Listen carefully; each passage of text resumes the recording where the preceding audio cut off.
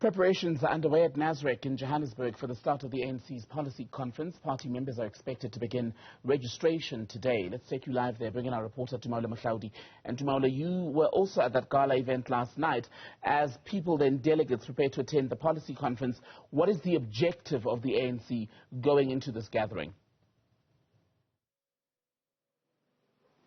Well, there are numerous objectives for the ANC going into this gathering, but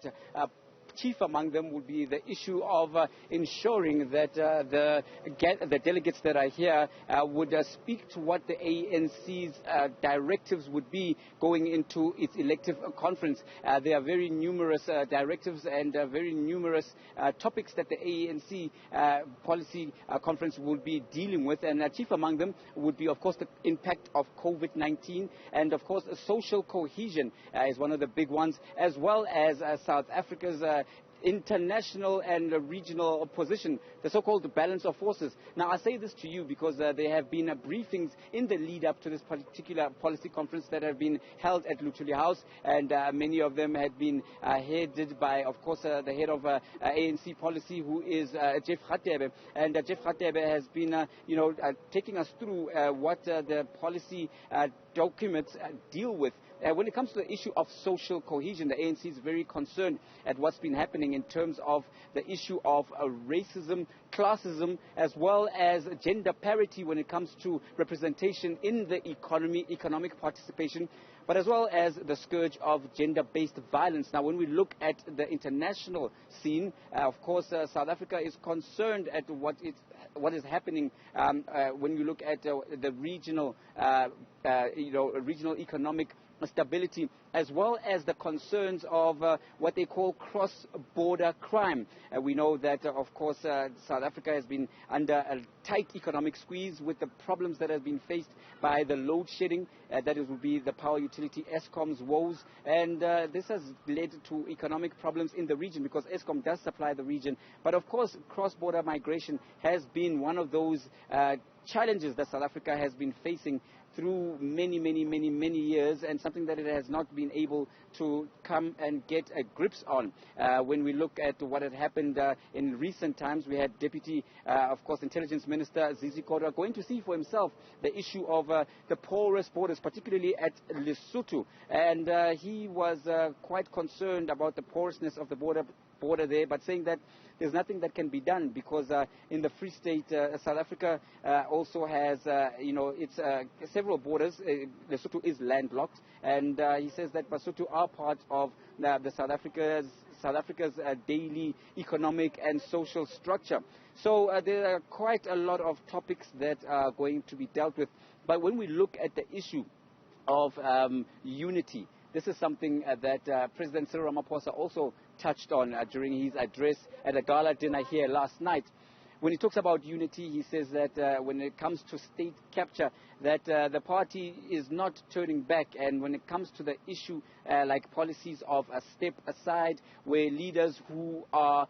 facing a criminal prosecution or have charges to answer to in a court of law, that the ANC is resolute and that they have to step aside and that they have to clear their name before being allowed back into party structures. Ramaphosa says that this cannot be turned back because it would give an impression that the ANC is turning a blind eye or has a lackadaisical kind of attitude towards any criminality. Of course, he was strong to say that just because someone is accused of a certain crime, it doesn't mean that they are guilty until proven innocent. In fact, that other way around is what the principle of law in South Africa is all about. You are innocent until proven guilty, which is why you have to go through a court process. But he says that the ANC, in terms of its renewal agenda, is concerned about its image in society, and that image has seen it lose many metros. Of course, it has lost, we know, the metros in the local government elections, and this is something that is of great concern, and something when they talk about renewal as a party that they have to fight back because they have to win back voter confidence. So these are some of the issues that are being dealt with right now behind closed doors in those sessions that the media is not allowed in, and we will continue to bring you those developments as and when we are briefed. We will let you know. Tumaole, earlier today, has there been more in terms of people arriving so that when the actual meaty issues come up as many delegates are in plenary as possible?